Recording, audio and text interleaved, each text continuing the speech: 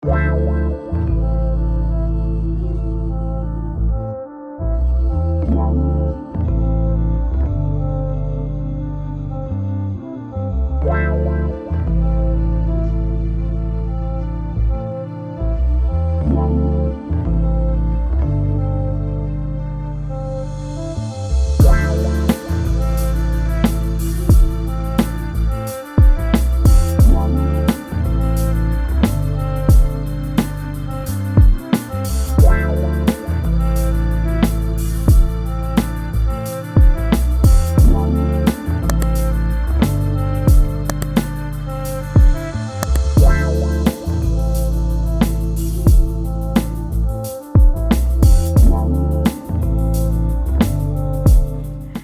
Sky Lover, saya Nana Riwayati, Ketua Umum Induk UMKM Indonesia, periode 2021-2025.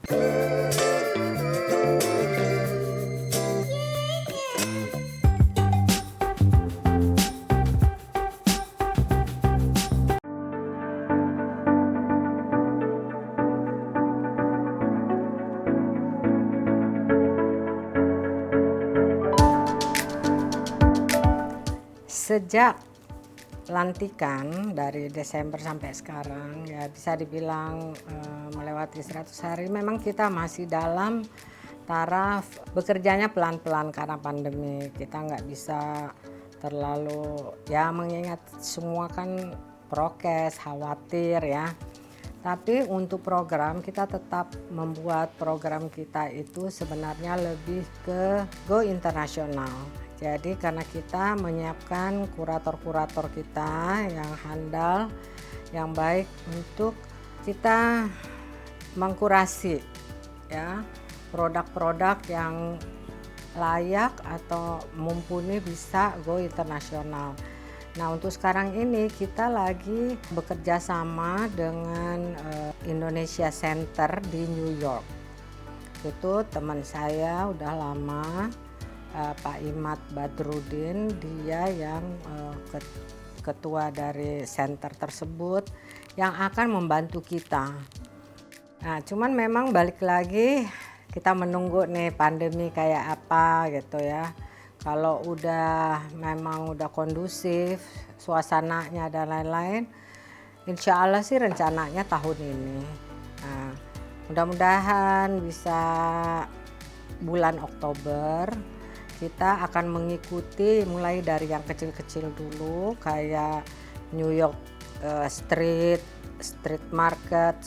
Karena gini, kalau di New York itu almost every day, every week itu bisa non-stop tuh yang di jalan itu. Dan itu menurut Pak Imad ya, informasinya bahwa itu sangat menguntungkan. Satu stand itu bisa 1.500 sampai 2.000 per hari. Nah kalau kita punya berapa stand begitu ya, standnya kecil-kecil ya. Nah kita lagi mau mengkurasi nih barang-barang yang bisa kita ini. Udah ada sekarang dari Bali gula merah ya, gula merah, sama ada minyak olon namanya untuk pegel-pegel kayak kus-kus gitu, tapi ini lebih bagus lah ininya ya, packagingnya dan lain, makanya semua mesti kita persiapkan lah yang bisa diterima di sana ya, ada kriterianya khusus ya. Kemudian lagi dalam segi perikanan kami lagi bekerja sama dengan membantu lah Perindo, itu perikanan untuk ekspor ikan ke Amerika. Karena Amerika itu kita selalu kenal salmon ya, yang di Amerika itu tuna yang lebih mahal dari salmon. Jadi tuna kita kan enak banget, bagus ya, dari laut timur. Jadi insya Allah juga kita bisa masuk ke pasar Amerika. Nah untuk 3 itu yang paling dekat yang kami.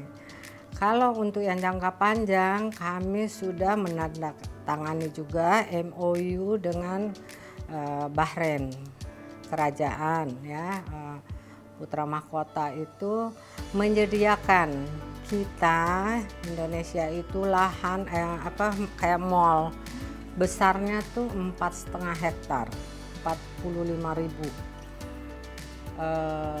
berapa lantai gitu ya. Nah itu tentunya nggak gampang kita dikasih ini, makanya kita pelan-pelan sekali mencari lagi, membuat konsepnya dulu.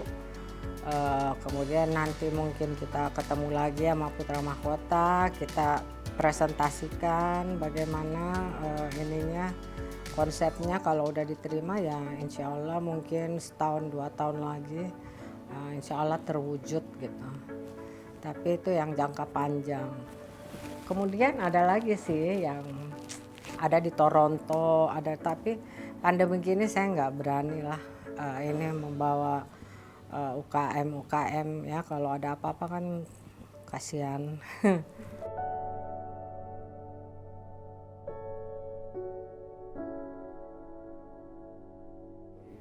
Pokoknya yang Mandalika pertama itu saya ke Lombok ya.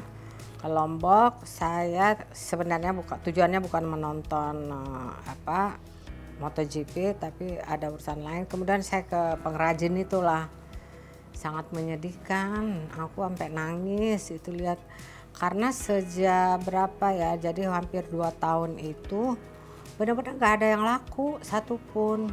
Nah makanya saya ada teman yang punya toko kecil lah, itu saya bilang tolong deh kalau misalnya itu ada yang punya pengrajin yang udah lama kayaknya, maksudnya kayak di sell aja, nanti kita lewat media sosial apalah, di IG kita bisa jual-jualin. Di Bali juga di Ubud itu sangat miris banget sih ngelihatnya. Jadi memang usaha UMKM itu, maksudnya kayak kita ini emang harus lebih jeli dan cepat mesti bertindak untuk mengantisipasi semua itu, paling nggak memberi solusi. Kemarin juga di Jogja, saya pergi ke Jogja melihat itu, akhirnya tapi yang di Jogja itu masih bagus karena dia nggak laku, tapi dia ajarin anak kecil tuh membatik. Jadi masih ada kegiatan walaupun mungkin itu ya. Nah itu saya lagi menghubung-hubungkan dengan teman-teman yang ya lewat WA, lewat kalau ada yang mau batik ini, ya tolong deh ini dibeli gitu. Ya kayak gitu, saya rasa seluruh dunia ya kalau itu, tapi khususnya buat kita ini ya mudah-mudahan lah cepet ini selesai. Dan karena pameran pun kemarin juga Wastra nggak ini ya, orang masih takut datang. Jadi emang bukan salah kita. Gitu.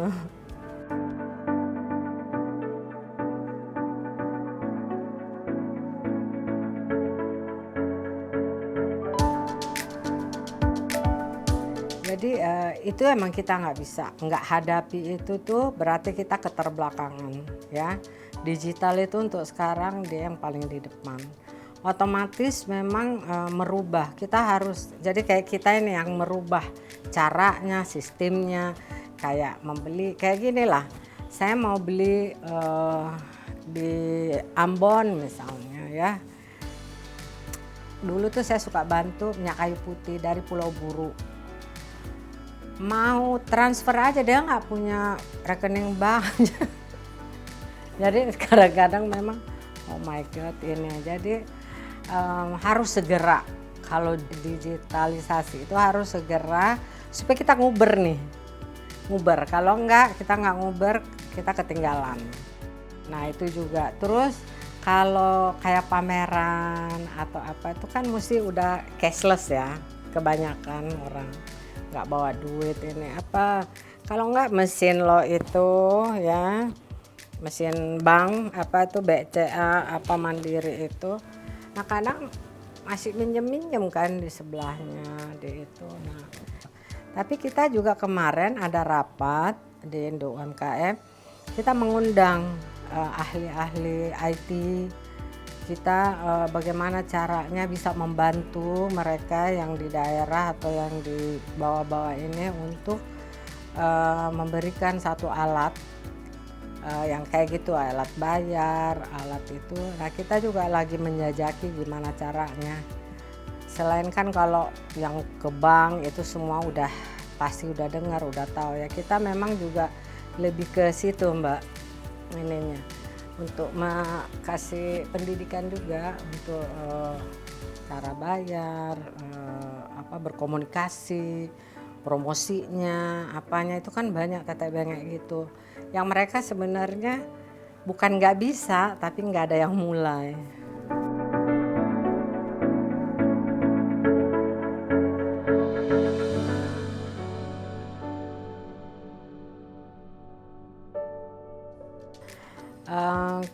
Di dalam kepengurusan kami ada satu pengurus emang yang mendalami soal itu di bidang perikanan. Kami selalu mendengarkan cerita-ceritanya bahwa udah ada fish on itu digital yang dulunya kalau mau beli ikan bisa langsung, udah nggak lewat itu makelarnya. Jadi itu udah berjalan bagus karena itu juga cashless kan, mereka terimanya semua di itu. Mungkin ada 1, 2, 3 sih yang masih karena umur katanya, jadi udah nggak mau belajar gadget apa, jadi kadang-kadang anaknya yang bantuin gitu-gitu. Nah, itu perubahan yang luar biasa, semoga yang departemen lain pun yang lain-lainnya bisa mengikuti. Karena memang kalau kita nggak ikuti, kita yang rugi sih. Istilahnya show must go on gitu, dunia memang udah berjalan gitu, kita jalan di tempat nggak bisa lah, mesti nguber juga gitu. Apa-apa digital, iya kan? Sampai apapun nanti digital gitu.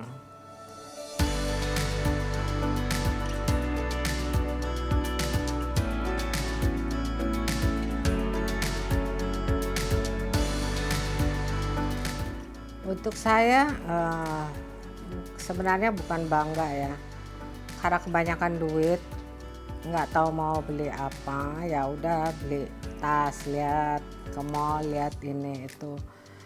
Terus terang itu segmen yang kecil lah bisa dibilang.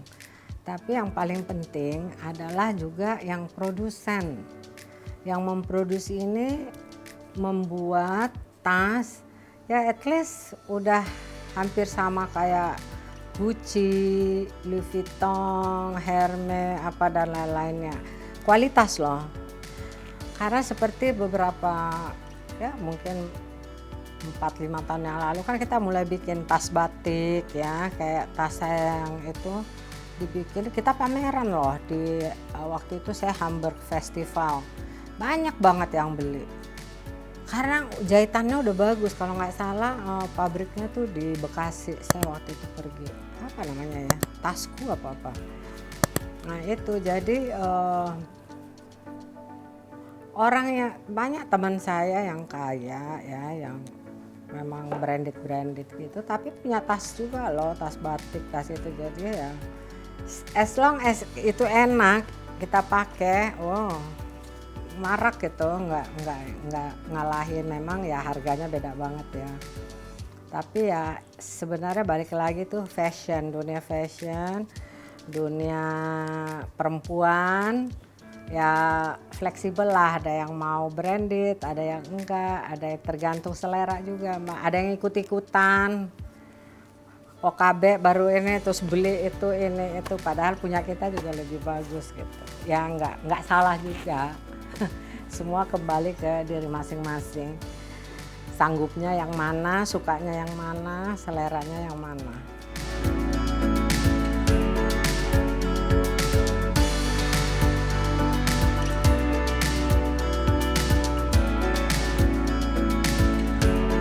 Kalau menurut aku soal harga untuk sekarang ini mungkin aja naik, karena apa-apa juga naik. Benang dari sana, saya kasih contoh ya, untuk selama pandemi naik apa, Pesawat kurang Mbak, yang transportasi itu, jadi kargo itu jadi mahal. Itu satu. Saya kasih contoh saya biasa bikin masakan Jepang ya. Ada satu botol itu nggak ada, saya tanya kenapa, Mbak? Ya discontinue, kenapa nggak ada pesawatnya? Waktu itu yang pesawat benar-benar nggak terbang. Salah siapa? Itu baru yang hal kecil. Belum misalnya benang, kancing, apa itu kan semua dari Hong Kong, dari mana, dari Cina. Situasi ini emang banyak berubah sih. Banyak merubah sebenarnya, bukan berubah, merubah. Merubah kita juga, pola hidup, pola apa tuh banyak. Dengan COVID ini banyak merubah. Semoga kita tetap dapat berkah dan UMKM yang lain juga tetap semangat gitu loh untuk di bidang masing-masing, terutama untuk yang membatik ya, nenun. Wah itu kalau stop kan sedih banget gitu. Nah, makanya saya salut banget sama teman-teman desainer yang lain, saya ngerti banget yang tetap membina ya, juga ada pembinaan, komunikasi yang baik, tetap melangsungkan kehidupan mereka itu terima kasih banget gitu. Mereka masih bisa hidup sampai sekarang. Saya nggak usah sebut, pokoknya desainer yang paling handal itu luar biasa perjuangannya untuk membantu pengrajin di daerah.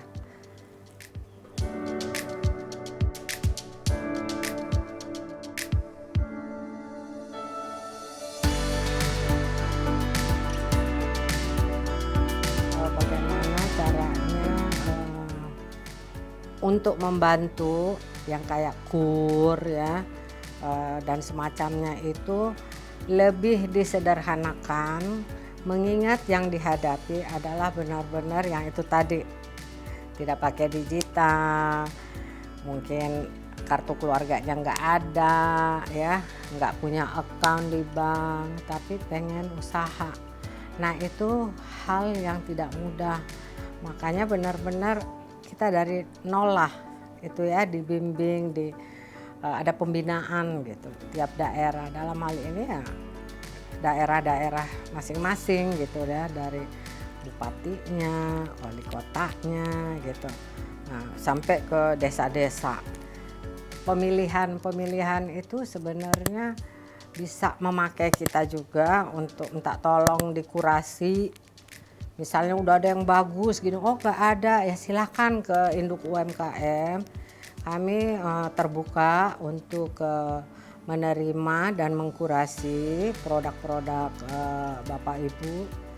Kita tingkatkan kualitas dan lain-lainnya, bisa nanti juga kita ada pembinaan untuk go internasional. Sebenarnya induk UMKM itu lebih ke situ Mbak ininya. Karena kan kalau yang lainnya udah banyak. Ya, udah banyak membina ini, setiap bank juga ada pembinaannya, setiap kantor departemen ada. Nah, tapi untuk go internasional mungkin masih sedikit. Nah, kalau ada yang berminat nanti kami buka pintu untuk membantu meningkatkan yang dalam segala halnya, karena kita ada kurator yang handal untuk mengkurasi semua, seperti ada Mas Guru Soekarno Putra, ada Edward Huta Barat, Itang Yunas, ada Samuel Watimena, Ibu Nani Rahmat, ada Mbak Marini, ada Rama, ada Roberto di Bali, itu orang Italia yang udah warga negara Indonesia. Terus ada beberapa lagi juga dari pemerintah gitu. Jadi semoga kalau memang ada yang butuh bantuan kita untuk mengkurasi, kami sangat senang untuk berkolaborasi. Semoga produk-produk kita bisa benar-benar go internasional dan diterima dengan baik di sana. Itu harapan kami. Cina kenapa maju itu?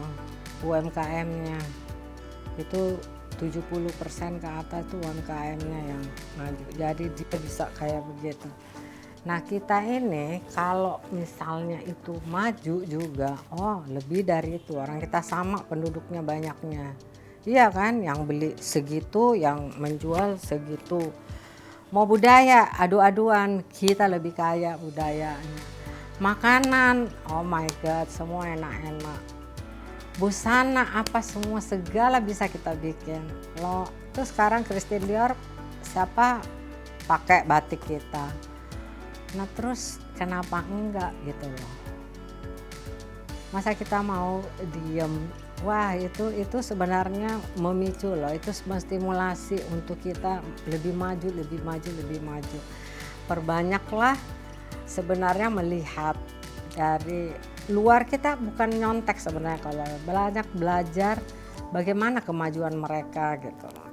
Karena tanpa kita go internasional juga ya nggak apa-apa sih, tapi kan alangkah baiknya kalau kita seluruh dunia tuh tahu, oh Indonesia, Indonesia, Indonesia gitu. Jadi segala aspek di bidang kecantikan, di bidang knowledge, ilmu, ilmiah kan juga kita selalu menang tuh anak-anak di matematik dari apa. Nah di budaya nih sebenarnya itu andalan kita juga gitu loh. Mari kita sama-sama gitu. Mulai dari siapa? Diri kita dulu. Kalau kita yang mencintai, kita yang bergerak, kita yang memajukan, kita yang mempromosikan, serentak, oh jadi tuh. Pasti jadi. Itu aja. Jadi mari kita sama-sama gitu loh. Membangun negara kita tanpa mengintimidasi satu sama lain, mulai dari agama. Kita berangkat dari budaya aja, karena itu adalah peninggalan nenek moyang kita, leluhur yang mesti kita hargai. Nggak ada duanya di dunia. Indonesia is the best.